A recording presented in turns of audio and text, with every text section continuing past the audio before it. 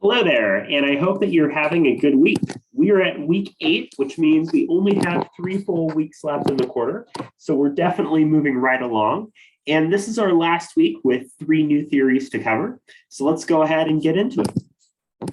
As a reminder, your second application paper is due on May 25th. That is coming up a week from Wednesday. So just make sure that you are preparing and starting to think about another communication artifact that you might be interested in exploring for this assignment. So the 3 theories that we're covering for this week cover a whole range of different areas. We'll be talking about relational dialectics theory that's very much focused on interpersonal communication. We'll be looking at cultivation theory, which is very much focused on media effects. And then lastly, we'll be looking at cultural studies, which you can probably guess from the name is very much focused on culture and how we communicate in a cultural context. So let's start by talking about RDT, or relational dialectics theory. This is a theory that suggests that the relationships that we have with other people are constantly changing. They're complicated, they're messy, they're dynamic, and at the core of our relationships is the idea that we are juggling between 2 extremes or dialectics. For example, ideal and real, the idea of feeling autonomy versus connectedness. We want 2 different things at the same time. And sometimes the end or extreme that we fall under in our relationships changes depending on our mood, our environment, our cultural background and upbringing, and so on. This is social cultural, interpretive, and also takes a critical approach in examining the underlying beliefs and assumptions that might guide how we approach and think about our tensions and needs. This comes from Leslie Baxter and Barbara Montgomery, who again are interested in exploring and understanding why it is that we communicate the way that we do. So one idea that's important to identify here is the idea of understanding and modeling how we're moving between tensions. Under a monologic system, generally speaking, there's agreement between people with regard to what we want and what we're trying to navigate in our relationships. For example, both people might value predictability and routine. In dualistic perspectives, there are contradictory points of view that people might take. For example, one person wants security and the other person wants the feeling of spontaneity and excitement from novelty. And then under a dialectic perspective, there are at times ups and downs and waves. The idea that oftentimes our relationships are marked by us moving between what we want and need in any given moment. For example, maybe after a tough week, what you want out of your relationship is predictability and stability. But maybe it's the weekend and you want to go out and have fun and you're more interested in novelty and spontaneity. In this way, our relationships are like a Venn diagram, where we have our own interests and what we want out of our relationships. We're looking for shared understandings and connection with other people and how we get our needs met. So there are some major contradictions that I think are important to recognize here. One of them being this idea of autonomy versus connection. On the one end, we want to be our own people. We want to be unique. But at the same time, we like feeling like we're able to connect with others and find camaraderie with them. For example, maybe you autonomously consider your own background in terms of what state you grew up in and your own career, but you also like finding things in common with your coworkers and friends. Another idea here is openness versus protection. On the one end, you like to share and disclose information about yourself, but you might worry about sharing information that could be used negatively or against you, or not fully trusting the other person. You can think back to things like uncertainty reduction theory and social penetration theory here. For example, in middle school, we oftentimes dealt with the challenge of disclosing and sharing information with our friends, but worry that in disclosing that they'll tell other people our secrets. As mentioned, there's novelty versus predictability. Novelty being the feeling of something being new and exciting, such as the beginning of a relationship, and predictability of falling into a pattern or routine as the relationship progresses. Some people like the feeling of predictability and stability, while other people like to keep things interesting and new. There's also the idea of public versus private. You might think about your own social media activity and what you choose to publicly share with other people and what you choose to reserve for friends and in a private account. And then not listed here, there's also the ideal versus the real. The ideal being what you see as sort of what you hope for out of the relationships, and the real being a more practical look at your relationships, life, and where it is. How you want to be versus how things are, and the tension you might feel between those things.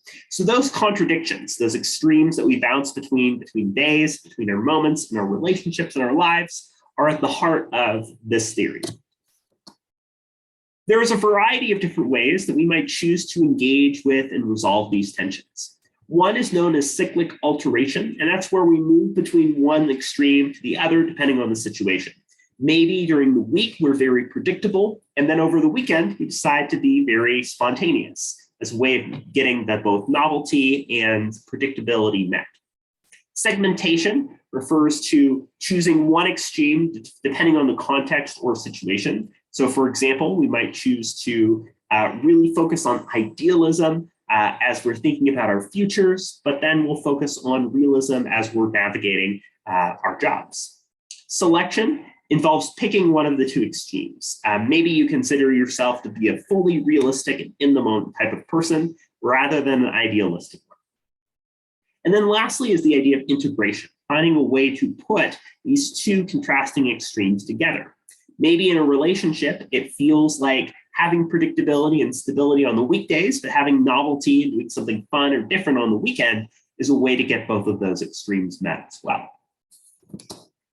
So this theory does have some critiques. One of them is this idea that while there are some contradictions and elements of our communication that are listed, that there aren't necessarily enough contradictions that are fully played out or discussed. Another concern is that it's not necessarily an empirical theory, right? It's hard to quantify or measure what ideal versus real means and so on to understand how we can use it in our lives. And it is a theory that can be a little bit complicated. One of my favorite TV shows is Schitt's Creek, and there's a scene between the character David and Stevie, who is a friend. Those two get romantically involved for a period of time. And Stevie is a little confused because she's unsure of David's sexuality, particularly because he expressed interest in her. And in the show, David reveals and discloses himself as under the pansexual or bisexual umbrella. And he does so by using a metaphor talking about wine. For instance, he talks about how he enjoys red wine as well as white wine, and that he cares more about the wine itself rather than the label. Right. So in this way, he's resolving the dialectical tension, the uncertainty and anxieties that are impacted by the relationship in terms of using that metaphor and description in the same way that we navigate the tensions and challenges of how we choose to disclose, share, and define our relationships with other people. Next, let's talk about cultivation theory. Cultivation theory is an interesting one and definitely a relevant one if we think about the power of media in shaping our lives. In this way, television in particular, but other forms of media, including social media, tell us stories in a compelling or persuasive way. Without thinking about it, we are oftentimes moved and heard on issues. We come to believe or think differently as a result of what we're exposed to. One really good example of this is if you watch crime procedurals, shows such as NCIS or Criminal Minds, they have a formula and way of describing crimes and the way that events occur that is fairly unrealistic to how actual police departments and detective work actually plays out, but distorts our view and causes us to imagine that the way actual crimes play out is similar to how it's predicted on screen. This theory is sociocultural, critical, mass media, positivistic, empirical, and critical. Covers a lot of ground in analyzing the power and effects that media might have. This theory also comes from George Gerbner, who is interested in understanding and assessing the ways that media impacts our daily lives. So I think a core important thing to know here is that cultivation theory is making a causal argument that television cultivates or causes conceptions of social reality or views in people's minds. For instance, if we see that the news headlines on television are depicting violence and showing us the world is an unsafe place, we're more compelled or persuaded by the idea that things are unsafe. And that causes us to change our outlook or view on the world based on what media tells us. So in this way, the ideas here is that television is different than other forms of mass media. This is a theory that really looks at television. We can think about it in the context of streaming, but we can also think about how the use of videos through things like YouTube and TikTok have also shaped cultivation too. That television and the use of visual media has shaped how we think about and relate to issues. And while it's limited, it does have a powerful effect in our education in thinking about various topics.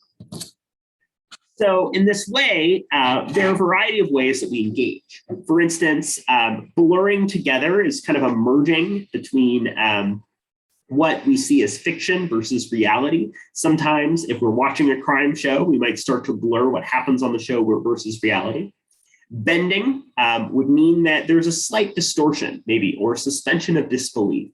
For example, a realistic superhero show or movie shows us a slightly different version of reality. And blending involves a mixing of what is depicted and what we see on screen versus what we make sense of in our own heads. For example, in the context of disability, if we're not familiar with somebody with a particular disability and we see that depiction on television, we might add that to our knowledge or what we think about that particular disability experience. Additionally, there is what's known as mainstreaming, right, where a view starts to become the commonly held or felt belief as a result of how something is depicted on screen. One classic example is if you watch a 2000s era like heist movie, right? There's typically a hacker character who types keys on the keyboard and says, "I'm in," right? That trope of mainstreaming and portraying what it means to be a hacker is an example of this method of cultivation. There's also the idea of resonance. If something seems true to us, we're likely to perceive it in media as being accurate. For example, if we see that violence is depicted in media and we know that violence has happened a few blocks away from us, we might be more likely to see what's depicted in media as truthful. And then cultivation draws from this idea that our views, our beliefs, and ideas change as a result of what we see on the screen.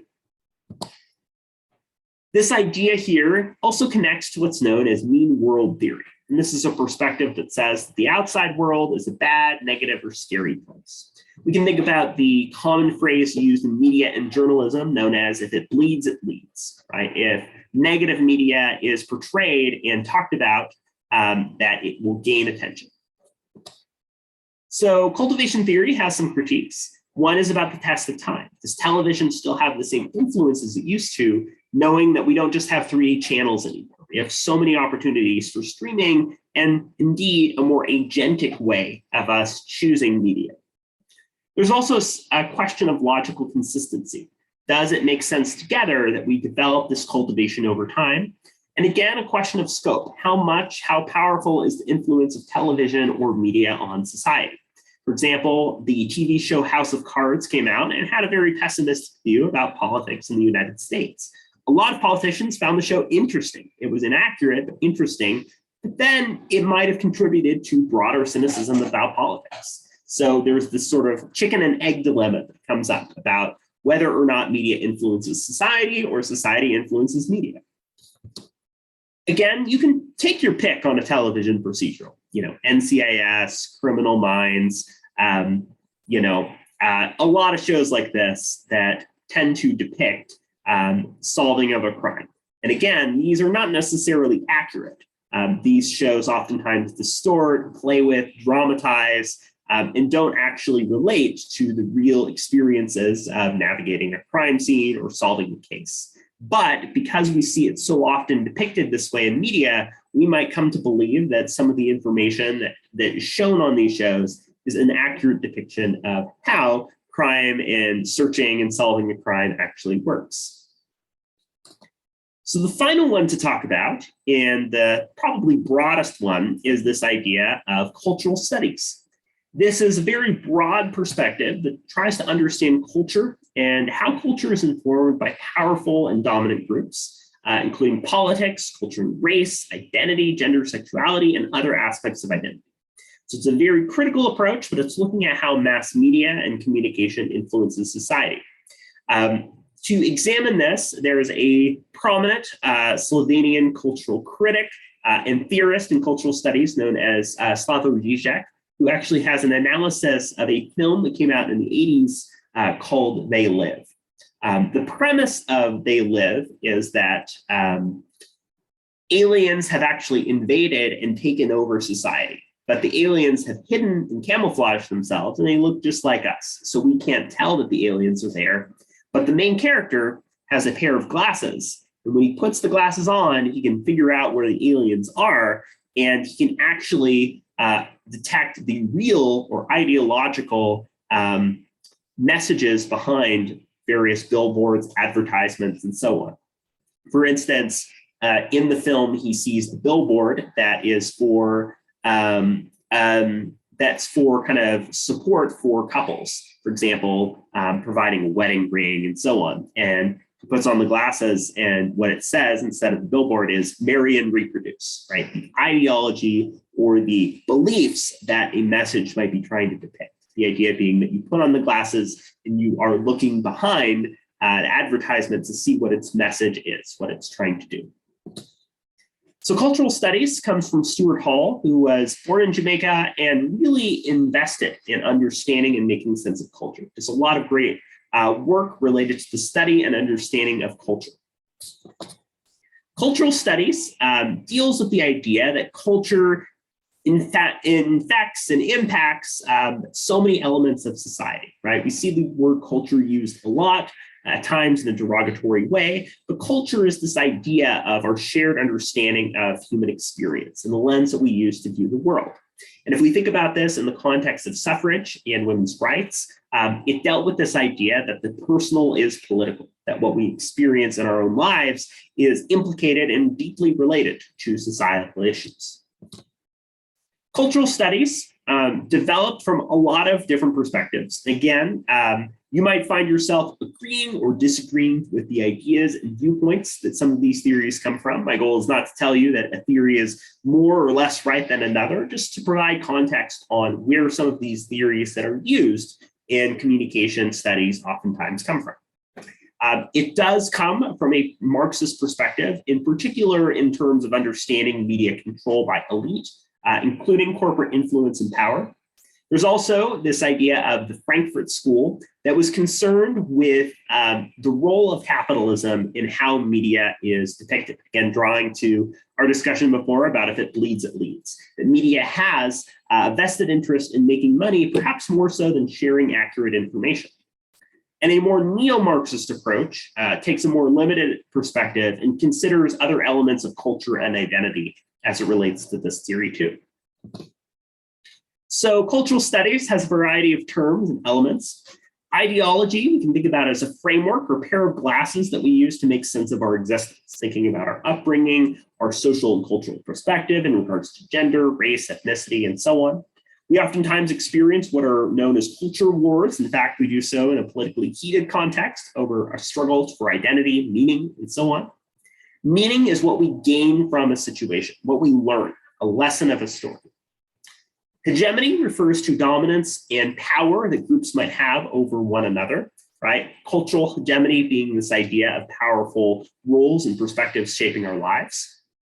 False consciousness referring to the idea that we experience hegemony and dominance in our life, but are not necessarily aware of it. And then language, the use of practical meaning, including symbols that we use to engage with one another. Additionally, a couple other ideas include the idea of a theater of struggle, that various ideologies and perspectives are constantly competing with one another. The idea of counter-hegemony, that we use behaviors that might be hegemonic to change people's lives and sort of use the same tools or resources against a hegemonic force. For example, the Young Lords garbage offensive is one example where various protesters who were frustrated that trash was never getting picked up on their street actually created a gigantic wall of trash to highlight and show that this wasn't being addressed. And then lastly, the idea of decoding. We might think about encoding and decoding. Decoding is making sense of and interpreting a message. The dominant position, as it relates to cultural studies, is a code or way of communicating that allows somebody to control somebody else, right? Taking on that type of dominant role. A negotiated position is where perhaps a message or idea or perspective that you take away is understanding what that dominant idea is, but has some wiggle room. And then an oppositional position is an alternative code for what media might present or take away. For example, if you were to watch a movie and the movie had a lesson or moral, right, you could choose to agree with that moral, that we learn more when we have time alone. Maybe we think there's some truth to that story, or maybe we completely disagree. How we choose to take a position on media and information we receive is a big element here. So first of all, cultural studies has a very cultural approach and a qualitative one, which means that its method and way of studying is definitely going to be limited.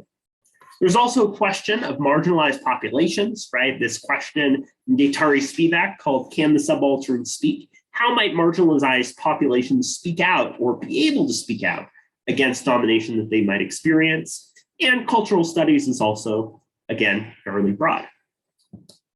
As mentioned, They Live came out in 1988. And the film is interesting in the ways that Zizek analyzes it, right? Because this idea of wearing glasses and suddenly seeing that the aliens are there and that the messages are now visible behind the advertisements and media we see every day was used to describe and explain cultural studies. I think it's a fitting way to understand and make sense of this theory.